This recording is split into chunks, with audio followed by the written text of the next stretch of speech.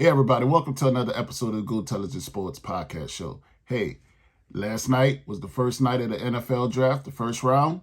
I'm back today with my predictions for the second round, as well as to give you my analysis of the pick from last night that the New Orleans Saints made. But first, let's get some of the formalities out of the way. Like the video. Subscribe to the channel if this is your first time watching me and you're a Saints fan like I am. Hit the notification bell so you know when I post these videos. Hey, we're on our way to 700 subscribers. My channel has blown up exponentially this year. And I can't do nothing but appreciate all of y'all who's subscribed to my channel. For the new subscribers, hey, tune in. I keep it real. I don't give no cut to what I say. Either you're going to like it or you don't. But one thing, I'm always tell the truth. So let's get right into what I think about the pick from last night's draft. I came on this channel 2 days ago before the draft, and I told you that the Saints were not taking a wide receiver. They weren't taking a quarterback. They weren't taking a cornerback or a linebacker. They weren't taking none of those sexy picks that you guys think that we need. I told you they were taking an offensive tackle.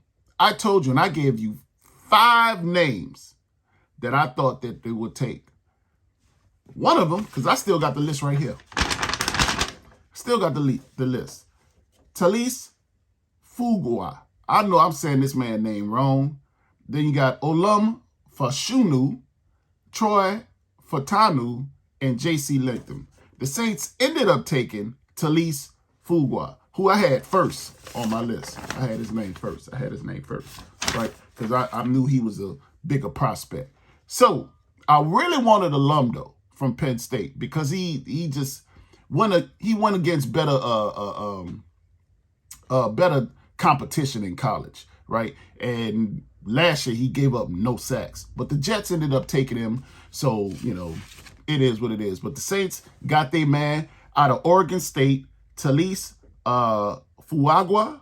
He's Samoan, but I think he's going to be a good player. From what I see on his prospects, from the prospect measurables, he's a pretty good player. So some people had him rated over Olum. They say that he was supposed to be the first offensive tackle taken.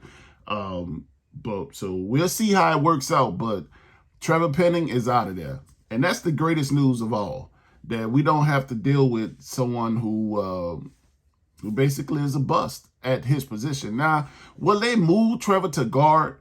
Probably, because nobody wants to give up on a first-round draft pick. Nobody wants to do that. And it happened with Andres Peat. Andres Peat was a tackle at college at Stanford. When the Saints got him, they found out he couldn't play tackle. They put him at guard, and if it weren't for the injuries for Pete was a pretty good player when he was in there. But he was always injured. Your best ability is availability. And Pete just, he wasn't available a lot. He was either injured or he goes down with fluke injuries and, he trip over the blade of grass and now he's out for a couple of years. But he's gone now, so we don't have to worry about that. So maybe they move Trevor into guard, and maybe he's a better guard than tackle. But one thing's for sure, he ain't playing tackle no more. And it's this guy right here, Taliese, that's going to be our starting left. He came out playing right tackle. Saints need a left tackle. Ryan Ramczyk is over there with the bum knee. We don't know how that's going to go, so long as this guy gives us some flexibility to either play left or right, we good. You understand? Because one thing I know for sure, Trevor couldn't play left tackle. Look, man, don't put him on the right side either, because he can't do that either. Put him at guard, please. But let's read some of the measurables on Taliese. Taliese played 4 years in college. He played 4 games in 2020 as a reserve. 2021, he played 10 games as a reserve. 2022, he's the second team all Pac-12 conference. He started all 13 games at right tackle. See? 2023, he was second team Associated Press All-American. First team all Pac-12 conference, a finalist for the Polynesian College Football Player of the Year. He started 12 games at right tackle. So he's been playing right tackle his entire collegiate career. We need a left tackle. Saints, don't do this to me. Don't do this to me, Saints. Please, please, please. I really hope y'all did y'all due diligence and this guy can play left tackle. Please, don't do this to me. Look, man, I want to live a long life.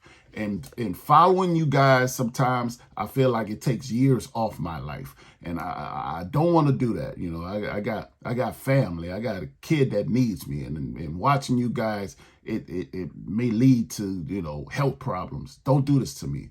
Don't do this to me. Not this year. I can't take it no more. Please, if you love me, you wouldn't do this to me. So some of his strengths, according to NFL.com, he glides into pass sets with controlled slides, ready hands, and quiet upper body. He throws stiff right-left combinations, creating disruption for the rusher. His hands are highly active through the rush, helping to keep opponents centered. Flasher's ability to dig in with leveraged hand strikes at the point of attack. Smooth and accurate when working from block to block.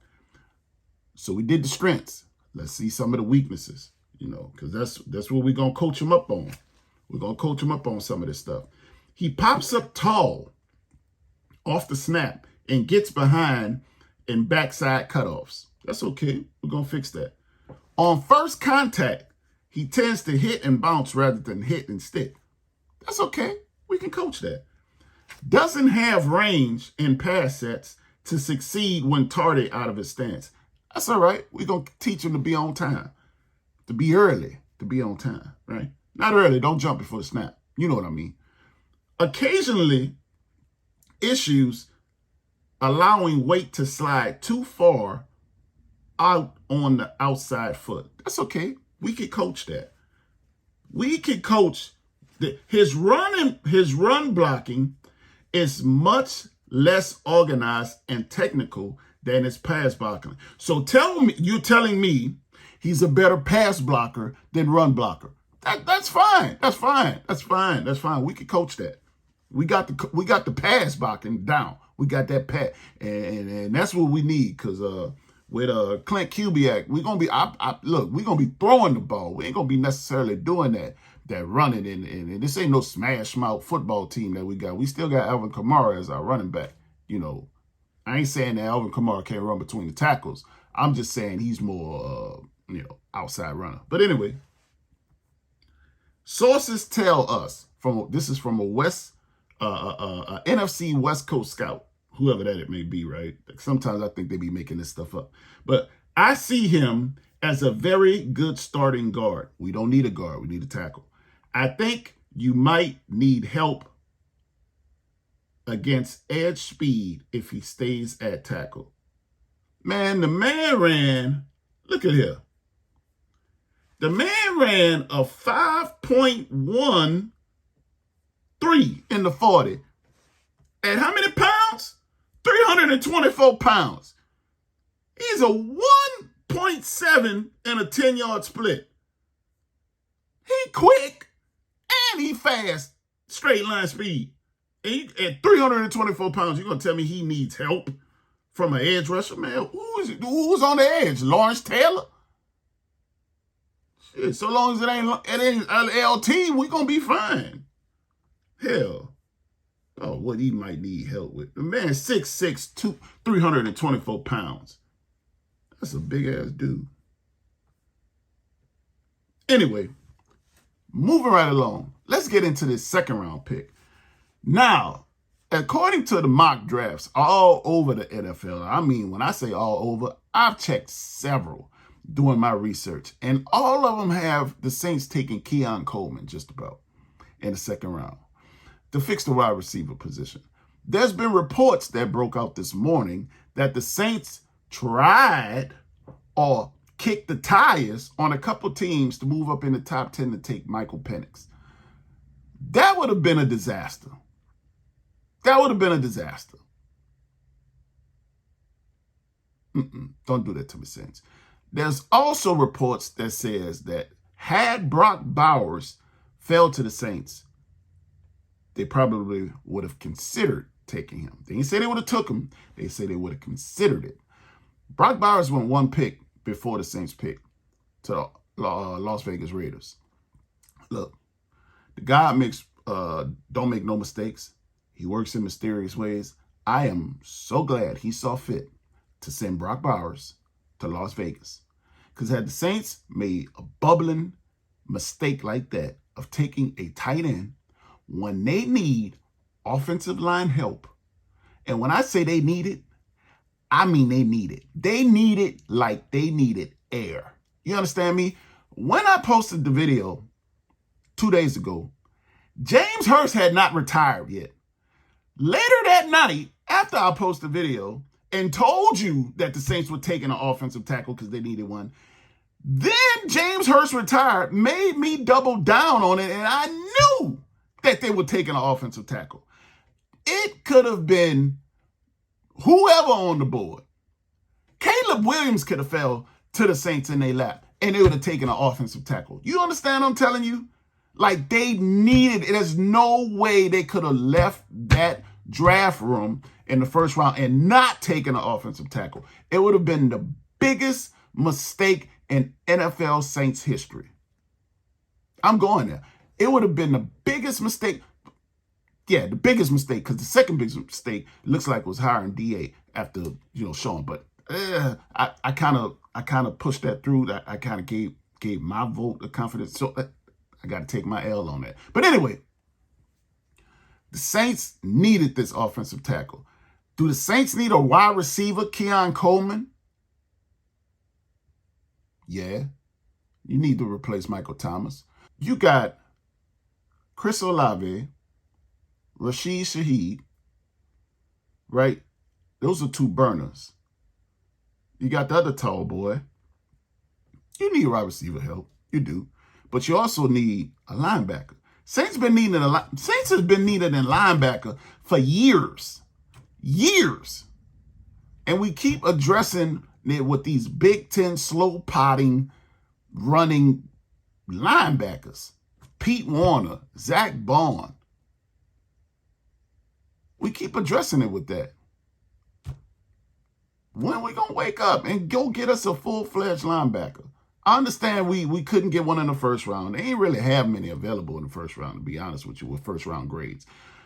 So maybe we see the Saints take a linebacker in the second round. But it's going to either be a wide receiver or linebacker for the second-round pick. We don't have a third-round pick, so the Saints have to hit on the second-round pick. Will they trade back?